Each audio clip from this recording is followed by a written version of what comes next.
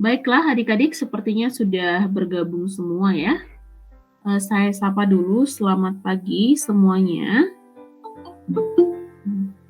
Pagi, Kak. Ya, selamat pagi. Hari ini kita akan bahas AMBIS yang ke-15 ya, materi mata pelajaran ekonomi tentang teori dan sistem ekonomi. Jadi nanti kita akan bahas mengenai beberapa teori-teori dalam ekonomi dan juga sistem ekonomi. Oke? Jadi dibuka bukunya ya, buku AMBIS-nya. Kita bahas yang pertama, sistem ekonomi. Nah, sistem ekonomi itu secara umum ada 4 ya, secara umum. Apa itu sistem ekonomi? Nah, sistem ekonomi adalah susunan dari keseluruhan tata cara untuk mengkoordinasikan seluruh perilaku masyarakat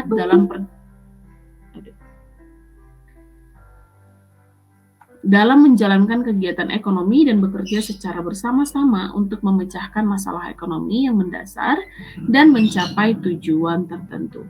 Jadi sebenarnya simpelnya begini, adik-adik sudah paham bahwa lahirnya ekonomi itu karena adanya masalah ekonomi.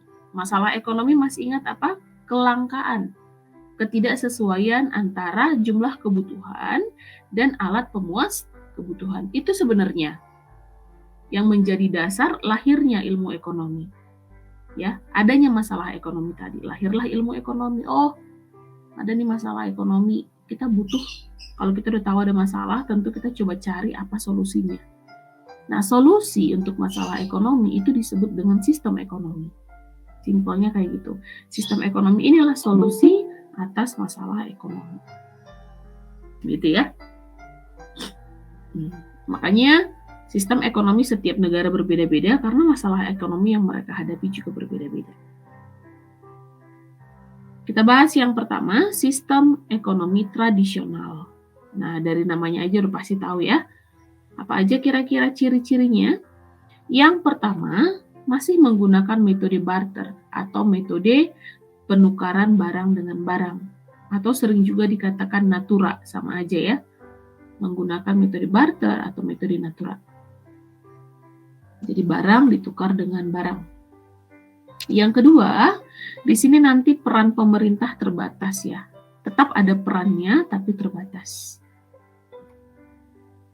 Berikutnya, berkembang dalam satu komunitas. Nah, biasanya sistem ekonomi tradisional ini berkembang dalam satu kelompok atau satu komunitas. Misalnya, apakah masih ada di Indonesia yang menggunakan barter? Saya pikir masih ada ya, mungkin di suku-suku pedalaman gitu, atau di Papua, suku Dani, mungkin mereka masih menggunakan sistem barter ya, pedalaman. Memproduksi sesuai dengan kebutuhan ya. Jadi di sistem ekonomi tradisional ini mereka itu nggak terlalu rakus ya, jadi tidak terlalu banyak eksploitasi, karena mereka hanya mengkonsumsi apa yang mereka butuhkan, memproduksi apa yang mereka inginkan gitu, apa yang mereka butuhkan, nggak terlalu banyak maunya gitu loh. Oke, kita lihat apa kelebihan dan kelemahannya ya. Kita lihat kelebihannya terlebih dahulu. Yang pertama, setiap anggota masyarakat mengetahui peranannya masing-masing dalam proses ekonomi. Di sini kan tidak terlalu ada spesialisasi pekerjaan ya. Jadi memang mereka pasti tahu perannya masing-masing. Perannya apa aja sebagai produsen dan konsumen doang. Kan gitu, sebagai produsen dan konsumen. Belum ada di sini dokter lah, profesi-profesi yang bermunculan sekarang, YouTuber apalagi ya, belum ada. Yang berikutnya, jarang terjadi masalah dalam sistem produksi. Ya, kenapa jarang terjadi masalah di sini? Karena mereka hanya memproduksi sesuai dengan kebutuhan mereka. Mereka kan masih memanfaatkan alam ya. Jadi mereka tidak terlalu rakus. Tidak ada motif mencari keuntungan Nah, ini menyebabkan minimnya gesekan atau konflik di antara masyarakat. Karena apa? Karena memang tidak ada motif mencari untung. Yang penting kita makan ya, kebutuhan kita terpenuhi gitu doang. Kelemahannya atau kekurangannya apa? Yang pertama, kegiatan produksi itu bergantung dengan kondisi alam. Jadi kalau misalnya alam tidak bersahabat gitu ya, misalnya dalam jangka panjang mengalami musim kemarau, mereka juga bakal terdampak. Nah, biasanya mereka akan mencari sumber daya alam yang lebih sesuai dengan mereka. Jadi itu kelemahan yang pertama ya. Yang kedua, terbatasnya alat tukar dalam masyarakat. Nah, menggunakan barter tentu tidak bisa diukur secara sempurna ya. Misalnya ayam ditukar dengan 1 liter beras. Nah, mungkin masih make sense gitu ya. Tapi kalau misalnya ayam ditukar dengan sapi kan nggak nyambung, kayak nggak senilai gitu. Itu yang menjadi kelemahan yang berikutnya. Oke, ini dia sistem ekonomi tradisional.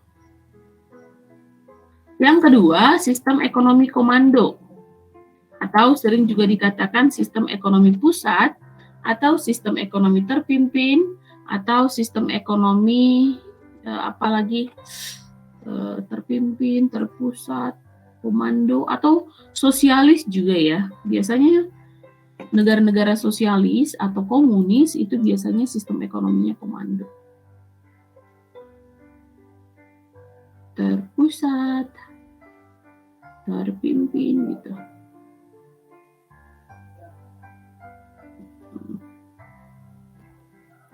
Kita lihat ciri-cirinya. Yang pertama, pemerintah menjadi pusat perekonomian. Karena dia menjadi pusat perekonomian, maka hampir semua kegiatan perekonomian itu diatur oleh pemerintah. Semua diatur pemerintah. Semua sumber daya alam yang vital dikuasai oleh pemerintah. Pemerintah melakukan bisnis monopoli ya, sama kayak di Indonesia. Indonesia emang campuran sih, tapi komandonya di mana kalau di Indonesia? Di Indonesia berdasarkan undang-undang pasal 33 ya, ayat 1 sampai 3. Itu sumber daya alam yang mempengaruhi hajat hidup orang banyak itu dikuasai oleh negara, dimonopoli oleh negara juga melalui BUMN. Contohnya apa Kak? Contohnya kayak PLN, ya, apalagi ya, pokoknya mempengaruhi hidup banyak orang lah gitu. Berikutnya, undang-undang perekonomian semua dibuat berdasarkan keinginan pemerintah. Jadi agak otoriter ya di sistem ekonomi komando ini. Ada baiknya juga gitu, ada kelebihannya. Apa yang pertama? Biasanya keadaan ekonominya cenderung stabil. Ya, keadaan ekonominya cenderung stabil. Yang kedua, kesejahteraan masyarakatnya dijamin oleh negara. Jadi nggak usah khawatir gitu, karena memang dijamin oleh negara kesejahteraan masyarakatnya. Makanya memang cenderung stabil ya. Pemerintah bertanggung jawab terhadap semua perekonomian negara. Nah, satu lagi di sini, biasanya dalam sistem ekonomi komando, distribusi pendapatannya merata, tidak terlalu ada ketimpangan di sini. Ya, distribusi pendapatannya cukup merata.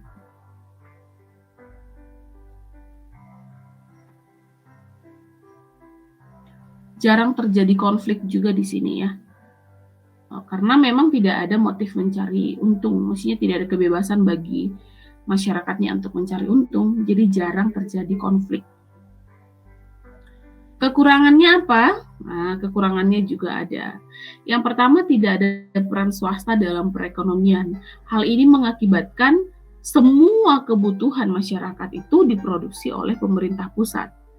Ya, karena semua diproduksi oleh pemerintah, jadi tidak terlalu banyak pilihan, tidak terlalu banyak kebutuhan masyarakat yang bisa dipenuhi oleh pemerintah, tidak beragam gitu loh.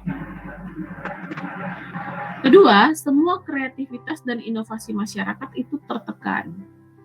Walaupun dia masyarakatnya punya inovasi, punya kreativitas, punya kemampuan misalnya, tapi dia nggak bisa menuangkan. Kenapa? Karena dia tidak punya kesempatan dalam hal ini ya. Pertumbuhan ekonomi yang lambat dikarenakan tidak ada persaingan. Jadi pada sistem ekonomi komando ini biasanya negaranya agak lama maju gitu ya, karena tidak ada persaingan, jadi tidak ada keinginan untuk meningkatkan kualitas diri lebih lagi. Gitu. Jadi biasanya negara-negara seperti ini memang bukan negara-negara agak sulit maju gitu ya. Contohnya apa yang menggunakan sistem ekonomi komando? Korea Utara misalnya, ya. Kalau kita bandingkan dengan Korea Selatan yang demokratis, agak lebih kelihatan sangat jelas kelihatan ya negara Korea Selatan lebih berkembang dibandingkan Korea Utara. Gitu. Banyak barang kebutuhan masyarakat yang tidak dapat disediakan. Ya, ini tadi yang saya bilang, tidak ada pilihan bagi konsumen, tidak terlalu banyak pilihan. Apa yang disediakan pemerintah itu doang. Mungkin dia bisa menciptakan lebih dari itu, tapi dia nggak punya kesempatan, nggak punya ruang untuk itu. Nah, ini dia sistem ekonomi komando. Sampai di sini ada yang mau ditanya kira-kira? Sebelum kita lanjut, ada yang mau ditanya? Oh, masih oke berarti. Kita lanjut ke yang ketiga. Yang ketiga, sistem ekonomi pasar ya. Nah, sistem ekonomi pasar ini sering juga dikatakan sistem ekonomi liberal, kapital, ya kan, bebas gitu.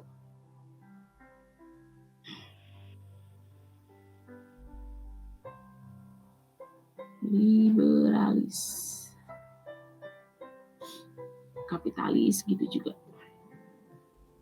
Kita lihat cirinya. Yang pertama, swasta dan individu diakui dalam mengendalikan perekonomian. Ini kebalikan dari komando ya. Jadi diberi kebebasan sebebas-bebasnya kepada swasta. Swasta itu maksudnya masyarakatnya sendiri ya, untuk mengendalikan perekonomian. Adapun pemerintah ini biasanya pengawas doang. Adanya kedaulatan konsumen dalam mengkonsumsi dan memproduksi. Jadi dia punya kedaulatan, baik itu sebagai konsumen maupun produsen, bebas lah, lu mau ngapain gitu. Timbul motif laba oleh kapitalis ya, oleh penanam modal. Makanya di sini nanti ketimpangan itu terlihat jelas sekali. Semua aktivitas ekonomi dilakukan oleh masyarakat. Jadi campur tangan pemerintah hampir tidak ada di sini ya. Pengawas doang dia.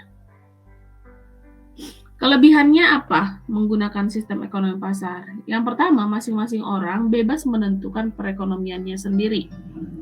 Jadi dia benar-benar bebas menentukan posisi dia sebagai konsumen atau sebagai produsen. Individu diizinkan menguasai sumber daya alam ya.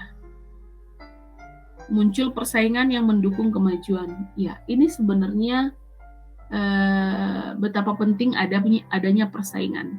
Kamu juga sebagai siswa butuh ada daya saing dalam dirimu. Gak apa-apa, misalnya kamu lihat teman kamu dia lebih unggul daripada kamu anggap dia sebagai saingan kamu gitu. Yang pada akhirnya memotivasi kamu supaya menjadi lebih maju. Gak apa-apa. Emang seperti itu dalam ekonomi, dalam kehidupan emang seperti itu. Dalam ekonomi kan seperti itu juga. Ada namanya teori Pareto optimum dalam ekonomi. Kita nggak bisa lebih baik tanpa membuat orang lain lebih buruk gitu. Kita nggak bisa dapat satu kursi PTN tanpa membuat orang lain gagal mendapatkan kursi PTN. Jadi faktanya memang seperti itu.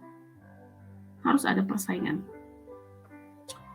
Next, kreativitas dan inovasi sangat dijunjung. Ya, makanya negara-negara yang bebas kalau kita lihat ya, bahkan kadang tidak bisa mengontrol kebebasannya. Saking bebasnya, kadang kita lihat ini kreativitasnya terlalu kreatif gitu, jadi aneh. Biasanya sistem ekonomi liberal atau pasar ini lebih maju ya, lebih mudah bertumbuh dan berkembang dibanding yang komando. Kita lihat kelemahannya, ini juga punya kelemahan ya. Yang pertama, ada eksploitasi yang berlebihan terhadap alam maupun manusia. Karena memang kebebasan itu tadi ya, orang cenderung lebih rakus ya di sini. Lebih tidak ingin puas. Karena orang kalau sudah dikasih kebebasan, kadang dia nggak bisa mengendalikan diri. Sama lah kayak kalian siswa juga. Diberi kebebasan antara ikut pembelajaran online atau enggak gitu. Namanya hari Sabtu ya, bablas lah tidur nih, ya kan? Enak tidur di hari Sabtu. Hari libur misalnya, disuruh lagi belajar. Nah, itu dia. Jadi kadang kebebasan yang diberikan kepada masing-masing individu atau masyarakat itu kurang bisa dikontrol sehingga ada eksploitasi yang berlebihan. Muncul monopoli perdagangan. Nah, monopoli perdagangan ini nanti muncul bagi perusahaan-perusahaan yang kuat ya. Kan ini dia bersaing nih. Ada yang kuat, ada yang lemah. Jadi yang kuat ini nanti akan memonopoli. Timbul kesenjangan masyarakat. Ya, antara si kaya dengan si miskin sangat terlihat jelas di sistem ekonomi liberal. Distribusi pendapatan itu tidak merata. Ada yang kaya-kaya banget, miskin-miskin banget gitu. Jadi lebih banyak timbul konflik di sini ya. Kriminalitas itu lebih banyak timbul di sistem ekonomi bebas. Sering terjadi masalah ekonomi. Oke, ini dia kelebihan dan kelemahan dari sistem ekonomi pasar atau sistem ekonomi liberal. Sampai di sini ada yang mau ditanya? Masih oke? Masih oke ya. The last sistem ekonomi campuran. Nah, ini yang dianut oleh Indonesia. Tapi kalau di Indonesia itu namanya bukan sistem ekonomi campuran. Namanya sistem ekonomi Pancasila kalau di Indonesia ya. Pancasila. Demokrasi Pancasila gitu. Tapi isinya sama sistem ekonomi campuran gitu. Ciri-cirinya, nah sebenarnya sistem ekonomi campuran ini nanti dia akan mengambil kebaikan-kebaikan dari sistem ekonomi liberal dan juga sistem ekonomi komando yang dipadukan gitu. Cuman faktanya sebenarnya, misalnya Indonesia sistem ekonominya Pancasila, faktanya nggak sepancasila itu, nggak secampuran itu, agak dominan juga kita ke liberalis ya, bebas gitu, dominan.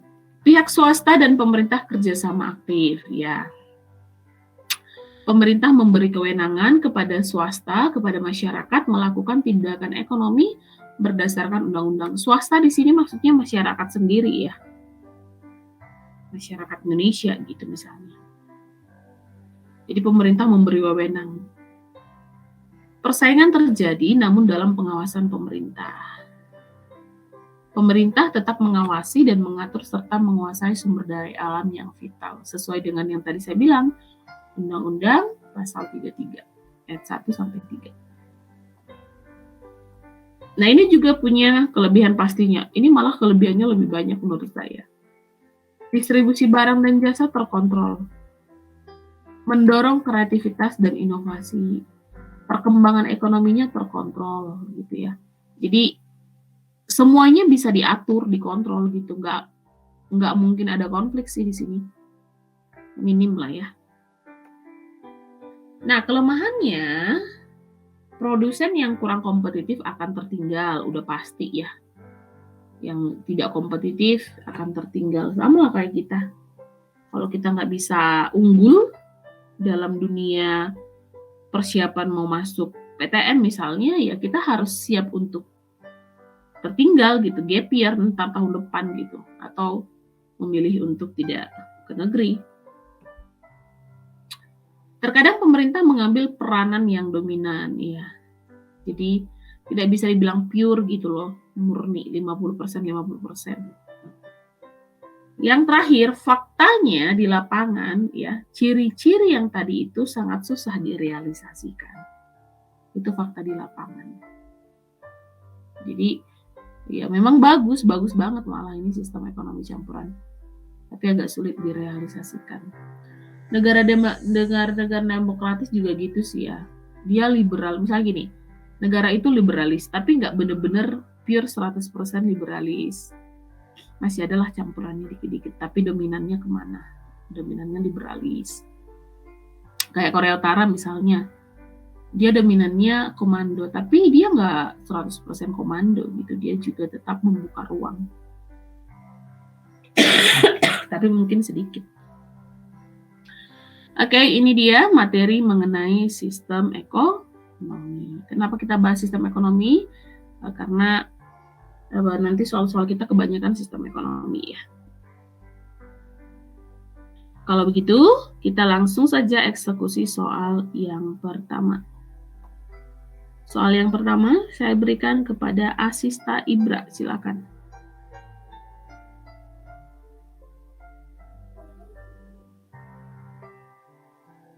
Nggak ada orangnya.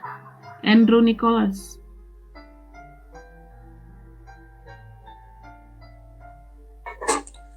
Adam Smith menekankan persoalan-persoalan ekonomi dapat diselesaikan secara efisien melalui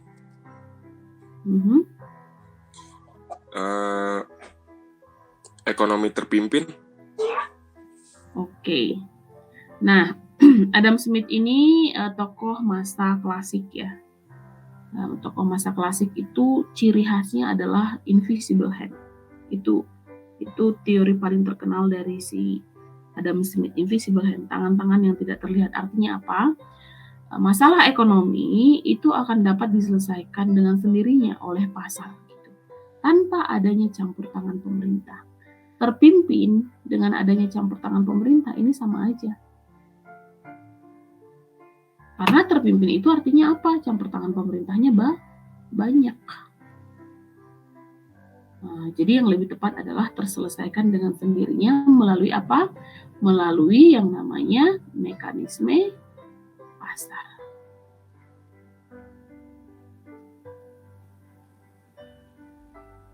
Mekanisme pasar. Jadi dia bilang nggak perlu kok ada campur tangan pemerintah. Pasar bisa menyelesaikan masalahnya sendiri. Gitu. Itu maksudnya. Bisa ya, Andrew? Halo? Iya, Kak. Oke, kita next nomor 3, Ardan. Nomor 2, Ardan, silakan. Sistem perekonomian pasar bebas bersumber dari perekonomian liberal. Sebab ciri perekonomian liberal adalah alat-alat produksi bebas dimiliki dan digunakan oleh warga negara. Pernyataan 1 benar, Kak? Oke. Pernyataan 2? Benar juga. Oke, kita cek. Sistem ekonomi pasar bebas. Pasar bebas bersumber dari perekonomian liberal. Ya, benar ya, pasar liberal begitu sama. Ciri perekonomian liberal adalah alat produksi bebas dimiliki dan digunakan oleh warga negara atau pihak swasta tadi. Benar. Benar-benar dan punya hubungan ya. Maka jawabannya ayam. Oke, good. Untuk sistem untuk cara menjawab soal-soal seperti ini sudah bisa ya adik-adik, udah biasa kan kita ya. Lanjut nomor 3, Azarin dia Syaflina. Dalam sistem ekonomi kapitalis, cara yang dipakai dalam penyelesaian persoalan tentang barang apa yang akan diproduksi, bagaimana barang tersebut diproduksi, dan siapa yang akan mengkonsumsinya dilakukan melalui Yes. Kapitalis tadi bebas ya. Sama dengan liberalis. Sama dengan pasar. Jadi masalah ekonomi, baik itu apa yang diproduksi, untuk siapa, bagaimana caranya, ya, itu nanti dilakukan melalui mekanisme pasar. Bisa-bisanya ada yang bergabung saya.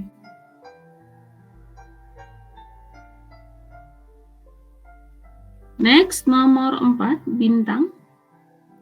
Perekonomian disusun sebagai usaha bersama berdasarkan asas kekeluargaan dan gotong royong, yang bukan ciri dari koperasi. Iya, tiba-tiba koperasi ya. Yang bukan ciri koperasi menurut kamu yang mana nih?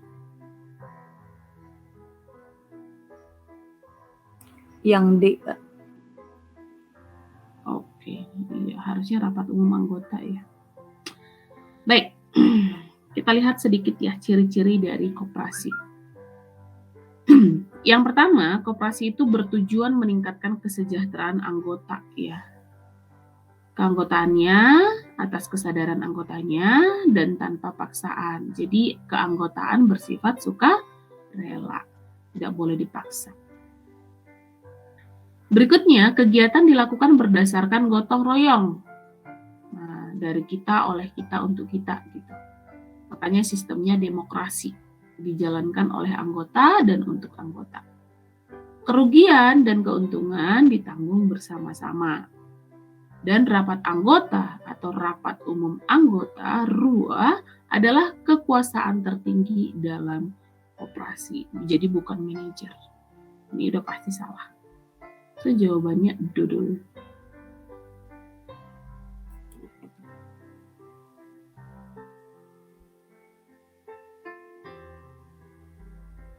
Oke.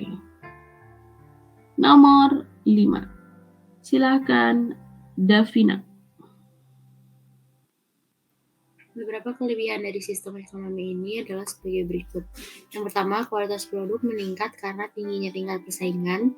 Kreativitas pengusaha meningkat karena tuntutan yang harus dipenuhinya. Ini tadi yang bukan sih? Yang mana? Yang D. Kreativitas itu meningkat loh.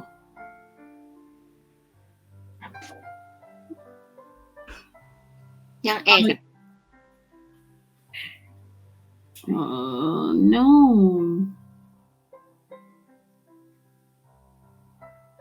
Yang mana? Yang pasar. Sistem ekonomi pasar. Ini kan sama dengan bebas, Kak. Itu berarti yang A bener dong. Iya. Kapitalisme. Tapi kalau ada pilihan pasar, pilih pasar. Karena pada prinsipnya ya, kapitalisme itu muncul karena adanya sistem ekonomi pasar itu, sistem ekonomi bebas itu. Kapitalisme ini kan penanam modal gitu. Jadi karena memang banyak kebebasan atau campur tangan pihak swasta, maka muncul para kapitalisme ini gitu. Jadi jawabannya bola. Gimana, bisa, Davina? Bisa, Kak. Bisa ya. Dia tadi baru bergabung, jadi kita ke Elsia dulu. Elsia. Silakan Elsia. Menurut Hildebrand, perkembangan perekonomian terdiri dari beberapa masa, yaitu masa pertukaran dengan Itu udah ada penjelasannya saya buat.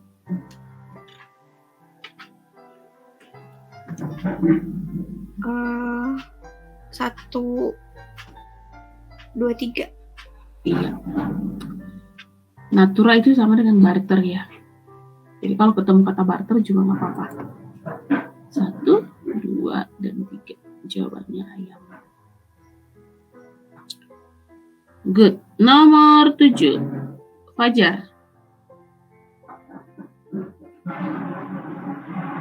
Ungkapan there is no such things as freelance sejalan dengan prinsip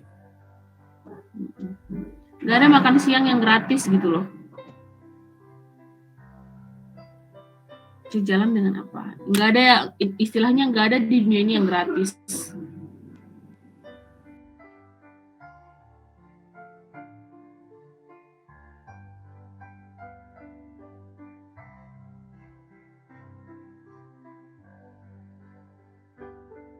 Sejalan dengan apa kira-kira, Fajar? market bukan Kak?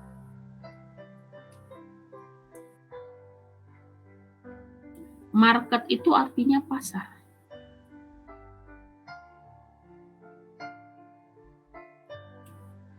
Selain itu,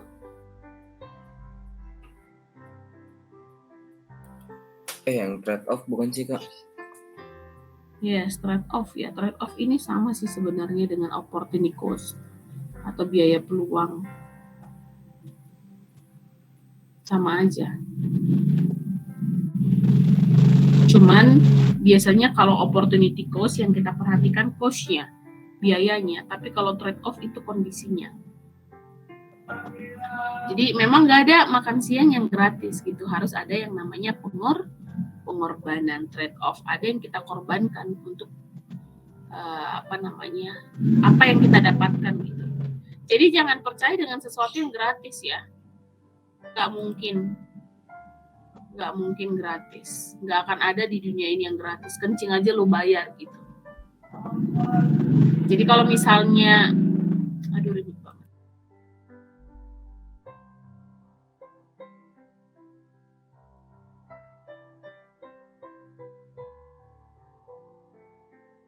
Jadi kalau misalnya kalian mendapatkan sesuatu secara cuma-cuma, itu perlu dicurigai gitu. Yang gratis, yuk nggak apa-apa kalau kita berjaga-jaga ya. Bukan negatif thinking ke orang, tapi ya kita juga perlu berhati-hati. Gitu. Karena memang nggak ada yang gratis di dunia ini. Next, nomor 8. Market pasar, trade itu perdagangan ya. Analisis marginal, analisis penambahan kepuasan atau penambahan biaya tergantung ya insentif. Oke, berikutnya Faunia. Jumlah permintaan uang untuk tujuan spekulasi menurut John Maynard Keynes ditentukan oleh yang D bukan Kak? Yes, ini udah biasa banget ya keluar tingkat bunga. Ada apa aja motif seseorang untuk menyimpan uang menurut Keynes? Ada 3 ya sebenarnya. Yang pertama itu adalah motif spekulasi, ya kan? Itu dipengaruhi oleh besarnya tingkat bunga, tingkat suku bunga. Spekulasi itu contohnya apa sih Kak? Termasuk saham, itu spekulasi. Adanya harapan keuntungan di masa mendatang. Kalau berjaga-jaga kan tidak ada harapan keuntungan di masa mendatang, hanya untuk berjaga-jaga doang. Nah, sedangkan berjaga-jaga dan juga transaksi itu dipengaruhi oleh pendapatan. Jadi jumlah uang atau alasan kita membutuhkan uang untuk bertransaksi atau berjaga-jaga ini tergantung pendapatan kita. Kalau pendapatan kita tinggi, mungkin transaksi kita, uang yang kita gunakan untuk transaksi itu akan lebih tinggi termasuk berjaga-jaga. Tapi kalau misalnya pendapatan kita tinggi pun, tapi kita lihat tingkat suku bunga tidak memberi keuntungan, kita nggak akan mau berspekulasi walaupun pendapatan kita banyak. Next, nomor 9. Nomor 9, Kelvin. Menurut paham fisiokrat bahwa setiap individu diberi kebebasan dan diperbolehkan bertindak menurut kodratnya, sebab dalam ilmu ekonomi tujuan manusia untuk kemakmuran pribadi. Pernyataan pertama gimana? Pertama benar Kak? Oke, good. Fisiokrat ini sebenarnya, fisiokrat ini mirip ini dengan klasik. Kelahirannya juga mirip. Makanya kadang ekonom juga bingung, yang mana nih yang pertama, klasik atau fisiokrat. Cuman sampai sekarang kita masih gunakan yang klasik ya. Isinya sama, benar-benar sama. Paham klasik sama fisiokrat. Yang kata diberi kebebasan, bertindak sesuai dengan kodratnya, ya itu fisiokrat ya klasik sama. Pernyataan kedua? Salah benar. Salah kenapa? Harusnya bukan hanya untuk kemakmuran pribadi, tapi kemakmuran umum. Semuanya harus makmur. Kalau hanya satu pribadi yang makmur, itu bukan tujuan dari ilmu ekonomi. Harus tujuan ilmu ekonomi itu sebenarnya bagaimana supaya manusia dengan segala keterbatasan yang dimiliki berkaitan dengan sumber daya, dia bisa tetap mencapai kesejahteraannya, kepuasannya gitu, memenuhi setiap kebutuhannya. Jadi seluruh manusia, bukan hanya pribadi. Jadi benar salah ya, benar salah cantik. Good.